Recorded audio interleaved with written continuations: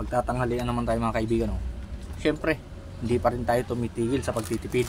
At ang baon natin ay pampulutan to, pero sa atin ulam ano. Karon baboy. Masarap to mga kaibigan. Pwede itong iulam. Pwede nga ipampulutan. Siyempre, mas masarap yan pang ulam. At may good news pala ko sa inyo ngayon mga kaibigan. May good news ako sa inyo. Ano kaya ang good news ko? Good news natin, hindi tumaas ang sahod ng mga kaibigan. Kundi, alam na nung asawa ko kung ano ang gender ng aming pangalawang anak. Babae mga kaibigan. No? Kasi nung pa lang, December, hindi talaga siya nakapag-ultrasound, no? Yun sana schedule niya. Pero dahil madalas nga yung ulan sa Bicol, kaya nadali siya nakapagpa-ultrasound ngayong January na, no? Masaya tayo ngayon. Bumubuo sa atin ang biyaya mga kaibigan. Oh. Dahil pag binayaan tayo ng anak, siyempre biyaya talaga yun. No? Ibig sabihin, very blessed tayong tao.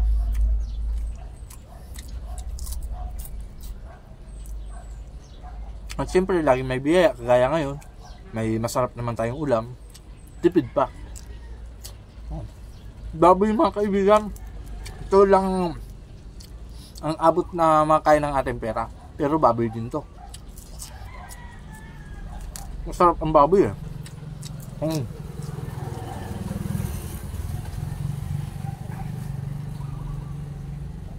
At nandito pala tayo mga kaibigan sa Cam Norte. Salt.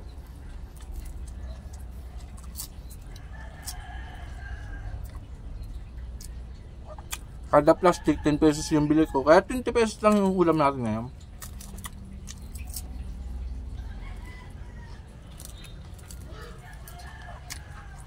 Ngayon mga kaibigan, kasi malapit ang mga anak si Mrs. By April 4 yung talaan mga kaibigan, kaya kailangan natin doble sipag. At syempre, doble tipid na rin. Baka ngayon, nakabili tayo 2 plastic ng chicharon baboy. Baka sa sunod, isa na lang.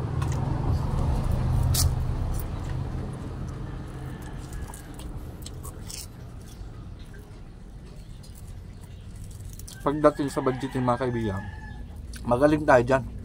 Kasi mababa nga ang sahod sa Pinas, no? Kailangan magaling ka talaga mag-budget.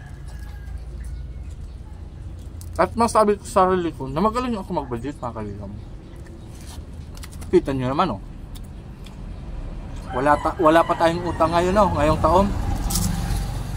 Wala tayong utang, pero mababa lang ang sahod ko. Pero himala na nakakaraos tayo sa buhay. Sa ngayon, hindi ko naman pinagkatrabaho si business kasi buntis nga, saka maliit pa yung panganay namin anak. Pero dahil na lang siguro sa awa ng nasa taas, kaya tayo ay patuloy na nakakaraos sa buhay.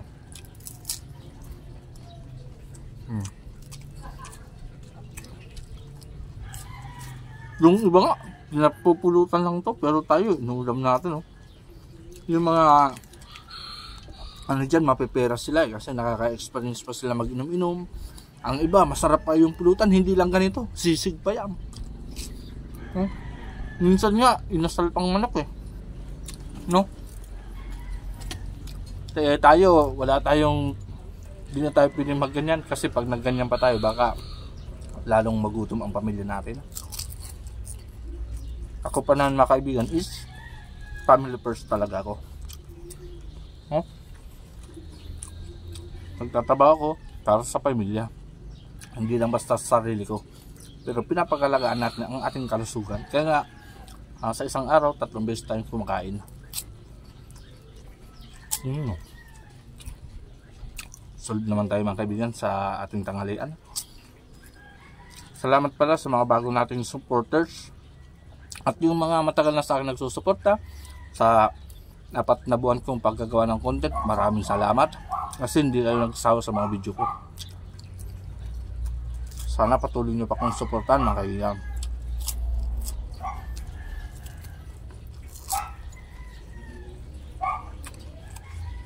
Kaya, patapos na tayo kumain at huling subo na nga. Hanggang sa muli mga kaibigan. Maraming salamat!